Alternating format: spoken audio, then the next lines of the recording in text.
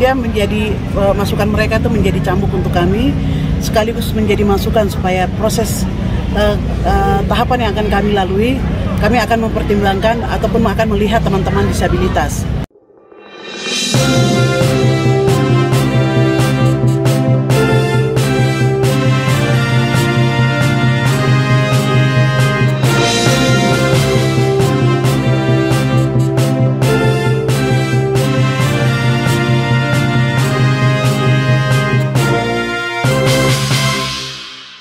Komisi Pemilihan Umum KPU Provinsi Papua Tengah melakukan jalan sehat bersama masyarakat dilanjutkan sosialisasi pemilu serentak tahun 2024 dan live musik artis Papua Tengah.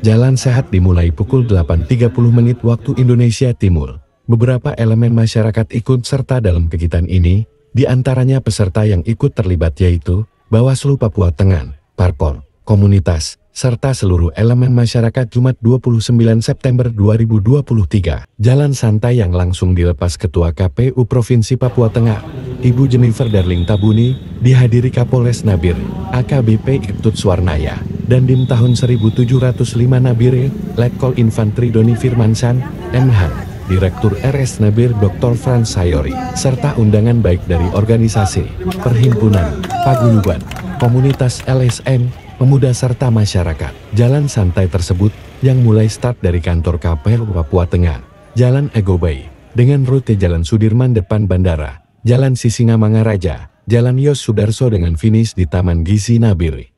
KPU Provinsi Papua Tengah masih baru terbentuk, sehingga kami punya keinginan agar masyarakat tahu keberadaan KPU Provinsi Papua Tengah dan sudah sampai mana pekerjaan kami, ucap Ketua KPU Papua Tengah Ibu Jennifer Darling Tabuni.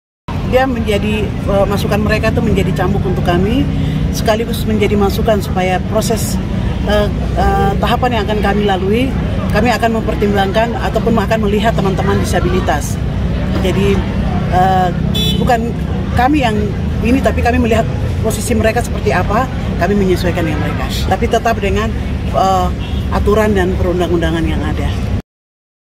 Octavianus Takimai, anggota KPU Provinsi Papua Tengah, Koordinator Divisi Sosialisasi dan Partisipasi Masyarakat, mengatakan bahwa akses untuk saudara-saudara penyandang disabilitas yang utama. Akses terhadap teman-teman disabilitas terutama itu, KPU Provinsi ini kan berada di tingkat provinsi. Kami akan memastikan teman-teman di tingkat KPU Kabupaten untuk bahwa mereka ini mendapatkan akses yang besar dan itu sama dengan yang lain, terutama akses ke TPS dalam memberikan suara itu mereka dapat akses yang sama. Karena yang punya kewenangan untuk mengatur pemilu dan segala macam kan teman-teman di kabupaten, sehingga lebih kuat kami pasti akan sampaikan ke teman-teman kabupaten supaya yang ini kelompok ini aksesnya memang harus dibuka secara luas. Ya harapannya pemilu kali ini, pemilu serentak yang pertama, kita berusaha untuk menghindari yang namanya hoax, kemudian money politik dan juga tingkat golput yang tinggi. Sasarannya di sini makin luas orang tahu, makin luas orang sadar tentang pemilu, bahwa pemilu itu sesuatu hak yang melekat, tidak bisa diperjualbelikan, tidak juga mudah terpancing dengan hoax yang terbangun seperti itu.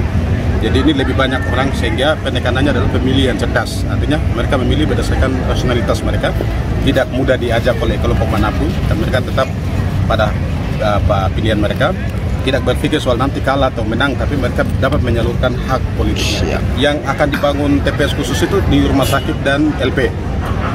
Sejauh itu jumlahnya memenuhi, atau juga teman-teman kabupaten kami akan bersurat untuk memastikan akses terhadap teman-teman di LP terutama, apakah mereka ini bisa keluar atau tetap di dalam. Kita buatkan TPS khusus, ini soal teknis yang nanti kemudian diatur pada saat 14 Februari. Rumah sakit juga sama, akses terhadap mereka yang punya hak di situ tetap akan dibuatkan. Meki Tebai juga mengatakan sosialisasi adalah bagian dari tugas KPU, karena itu sudah diamendemenkan dalam Undang-Undang Pemilu, ucap perwakilan Bawaslu Provinsi Papua Tengah. Saya kira sosialisasi adalah bagian dari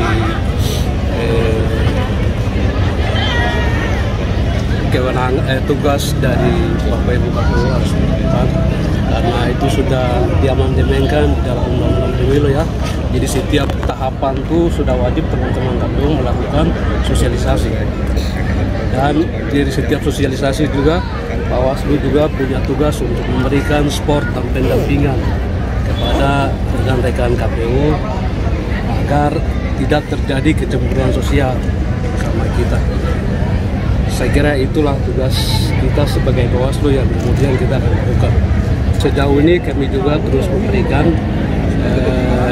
arahan, bimbingan kepada penyelenggara tingkat 3 mulai dari Bawaslu Kabupaten sampai kepada Bawaslu Distrik untuk kemudian terus melakukan mengedepankan pencegahan agar tidak lagi terjadi pelanggaran pemilu yang kemudian mengecewakan dan merugikan sesama kita.